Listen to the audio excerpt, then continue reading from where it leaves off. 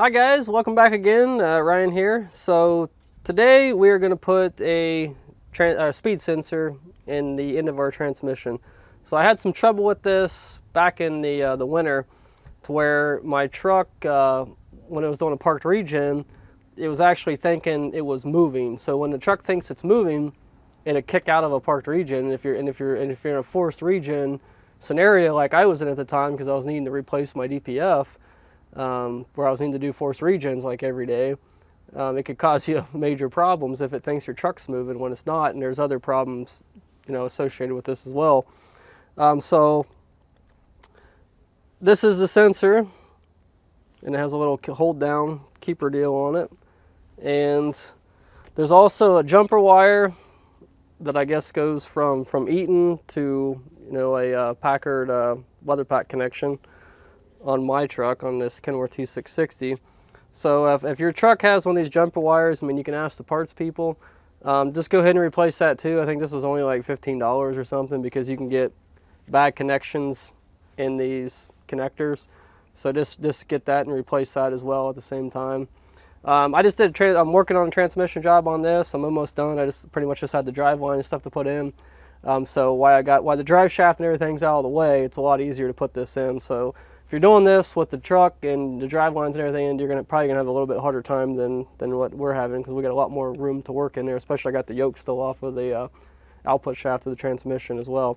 But so this is what we're looking at. There's a little anti-seize kit that comes with this also, and they gave us 2 new bolts of different sizes, I guess, for different applications. So, which this transmission already has a bolt, but if this one will fit, then we'll use it. So with that, we'll go ahead and get underneath here and get this guy in. Okay, so underneath the truck here, right here at the tail shaft, like I said, the drive line and the yoke and everything's off this transmission, so it's not going to be, if you're just putting the sensor in, it's not going to be it's not going to be as easy.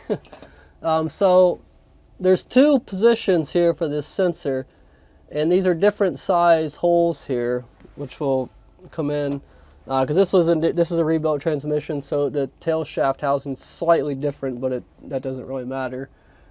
So this hole here, on my old transmission, the sensor was up on top, and obviously it won't fit into that, so it'll fit into the side one, and that's where we want to go with this. So you need to find out, obviously, the one, most likely, when you pull your old sensor out, it's probably going to break. It's probably going to break off in there, so you're going to take a screwdriver and break all the plastic out and all that to get it out, but that's not the end of the world.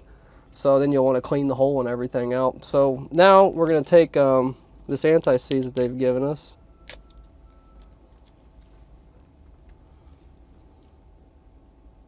And I'm going to put some in this hole up here.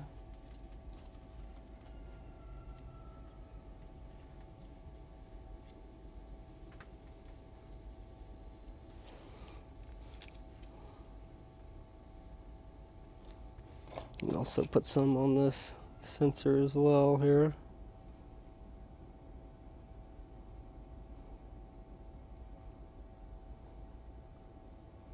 Because there is a little rubber O-ring on there. You can't see it now, but it's right up here at the top.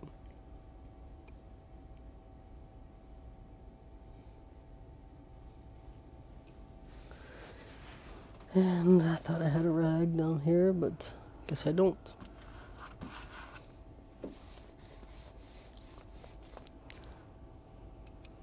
So we've already removed the bolt up here, the hold down bolt, and they came with a new bolt as well. So now I'm going to put this in here.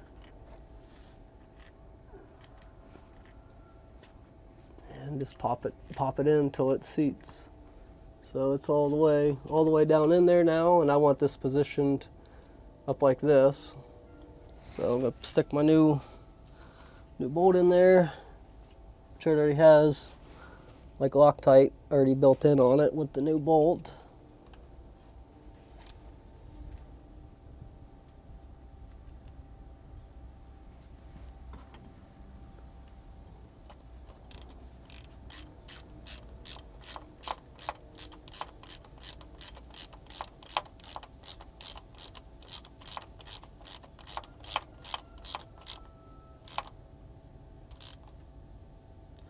Then you only need like 8 to 10 foot-pound, I believe. So I mean, I'm using a half-inch drive here, which is way overkill, but so just don't want to over tighten it and break that off.